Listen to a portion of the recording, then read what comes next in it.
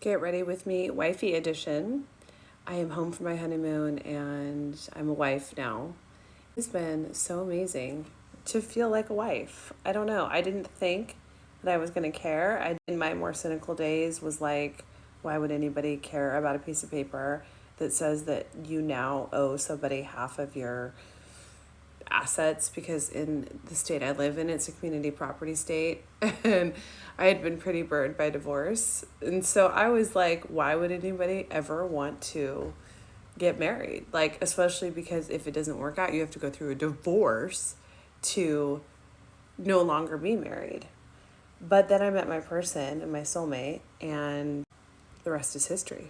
It just makes sense for some reason when you meet your person and you know that you've gone years and years without them and years without their love and presence in your life. When you meet them, you're like, okay, I'm ready to move forward and make this official. I'm ready to have you in my life until the day I die. I need it. And I feel so much more settled and just like calm and safe. For me, that is the thing. That is the currency. I think for most women, it's the currency. I think that's why a lot of women want a provider that will take them on nice dinners. And there's like this huge emphasis in our culture right now on men taking women out and men providing for women, because I think a lot of women have gotten sick of and have given up on the idea of a man emotionally providing safety, because men, to be honest, haven't done a great job over the history of civilization to make women feel safe. And so now, sprinkle, sheraseven, it's just like this new evolved way of women just saying, look, if you can't meet our emotional needs, that's fine. We'll have our girlfriends do that and we'll do that. But you all got to at least meet our physical needs. That's the bare minimum. But it was like when I met my man, his number one priority was creating a sense of safety in my life. And he has done that still so perfectly. I mean, it is his life's purpose. He is a German Shepherd husband. And for me, the traumatized little girl that I was, like, we all have this traumatized little girl inside of us that never really goes away just because we grow up and become adults. That was definitely me. And if I look at my life before I met him, it was surrounded by unsafety. It was surrounded by people, girlfriends, family members, work environments that were unsafe. I had just gotten so used to that feeling of never feeling like I knew where I stood, inconsistent behavior from people, semi-abusive behavior. In some cases, in the latter relationships after my marriage, like full-on abusive relationships, emotionally abusive relationships. Like, as I went through my life, not healing the relationships of my primary caregivers, which fostered a familiarity with unsafety and chaos, I repeated it so bad. Abruptly after my divorce, like, I just continued to delve into the unsafety to the point where I started attracting narcissists and abusive men. And it was one of those relationships, as you all know that have followed my story, that with a narcissist, that finally woke me up to my delusion and helped me realize that I had a lot of unsafe people in my life because I was used to unsafety. And it's crazy once you actually have safety and you have somebody that creates safety. Now you look around all of a sudden and you're like, dude, none of my relationships are safe. And I will say too that I created a sense of safety in my heart and mind before I even met him during my healing journey.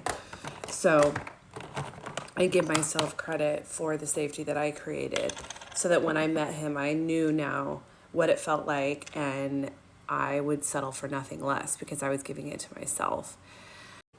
That is what my life's purpose is. My life's purpose now is to spread the message of healing, to explain to other people, mainly women, how I healed myself so that I could bring in safe love. And not only that, I could cut out the toxic people and relationships that were all around me my whole life because I did not know even the definition or semblance of safety in my life. And so I had let in a lot of energy vampires and narcissists and people that were self-serving because those were the relationships I had had my whole life and I didn't know any different.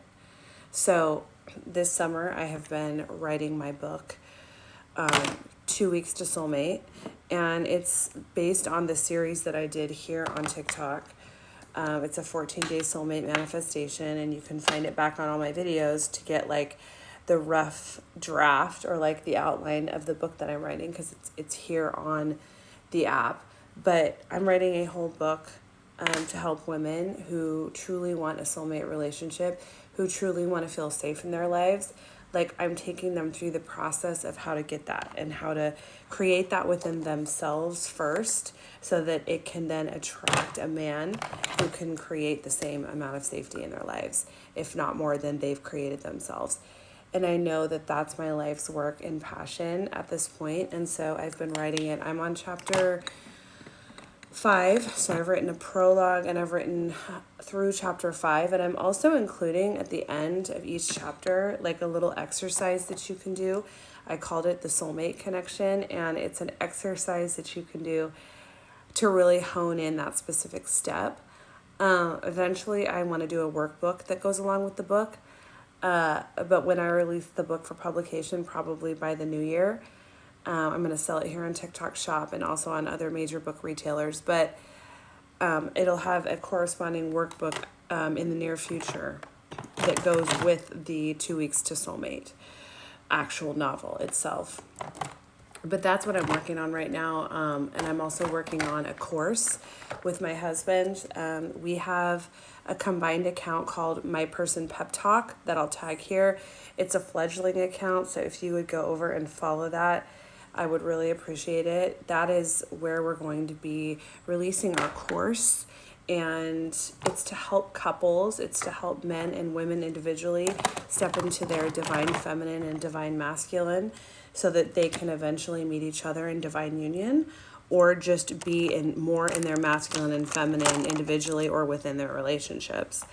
And we go live every Wednesday at 7. So these are the things that I'm working on, and I'm truly excited to see them come forward, because I've had such a journey of healing that I feel like it has led me to this point in time in my life, being married to my soulmate, being his wife, and now creating the content around my process in getting to this point in my life, because it's a really fucking crazy, amazing point in my life. I would never go back to the hell that I was in prior to meeting him. And I will say I had already created that heaven on earth before I even met him, because I had poured into myself and cultivated my own healing. So I'm not going to say that he came into my life and made it wonderful and it sucked before because I wasn't chosen by a man. That was my old way of thinking. I had quite literally created a heaven on earth within myself, so that by the time I met him, his love and our relationship just mimicked the heaven on earth that I had already created for myself.